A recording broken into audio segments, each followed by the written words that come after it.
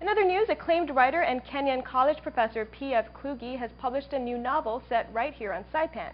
It's fiction, but those familiar with the island will likely recognize numerous kernels of truth. KSPN gave him a call to chat with him about the book and the island. It's a sort of a wild card of an island. You can never know who or what is going to show up. It's a place where things happen. It's not a serene, peaceful, isolated place that people get shipwrecked on, you know. It's always been happening. There's always been some sort of interesting turbulence and an interesting cast of characters showing up on the island and interesting decisions being made. That's how Kluge describes Saipan, and his latest novel, The Master Blaster, paints a picture of a tumultuous, beautiful, and sometimes outright crazy place. The novel revolves around 4 people who converge on Saipan on the same flight. They discover the island, go through trials and tribulations, and cross paths throughout the novel. Other intriguing characters make their mark, including a shady but charismatic local operator known as Big Ben, and of course the Master Blaster himself, who anonymously publishes scathing critiques of island politics and corruption on a website. The Master Blaster has long roots on Saipan and loves the place as much as he is angered by what it has become. He serves as a sort of stage manager for the novel. The person is old, the Master Blaster, and is sick and is confronting life's closure, where to consummate it, where to and how to do it, and I think he finds his answer on Saipan. Let's just leave it at that. I think he wants to stay on an island where, despite how controversial he is, he feels he belongs. Asked to comment on the sometimes blurry line between fact and fiction in the novel, Kluge says this.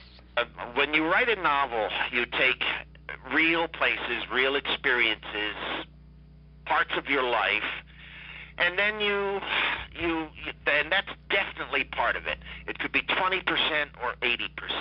But then you start imagining and asking what if, and changing things, and trying to look for deeper meanings and underlying patterns. And the old line is, it's not a true story, but there's truth in it. And he says he wanted to show in the novel that life in the islands is more complicated than some people on the outside might realize. What interests me about Saipan sometimes is that, having joined the United States from very far away and very late in time, you would think that it would be trailing along behind, but in some ways I think Saipan is in front of the United States, like the hood ornament on a car.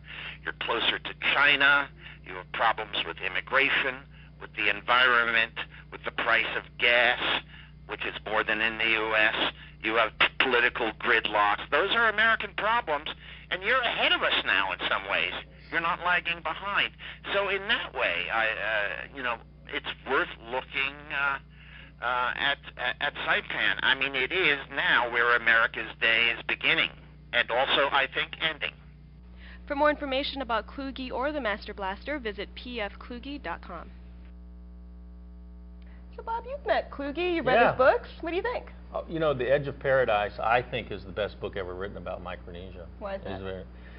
It's funny. On one, you laugh out loud, and then you read the next page and you cry.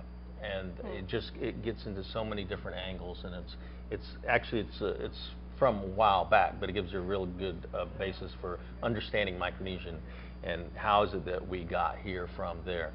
He's a really entertaining writer. Yeah, and a great speaker too. Yeah, this is the first time I've interviewed him. He was on my great books. Yeah. He read from excerpt from one of his books. So. No kidding. I asked him if he'd come back for a book signing. And he comes back every once in a while. Yeah, sure. And he said if he does come, he never rules out a trip to Saipan. So we'll probably see him here again. I'm definitely going to read The Master Blaster when it comes out. We're still waiting for it. Yeah. Yep.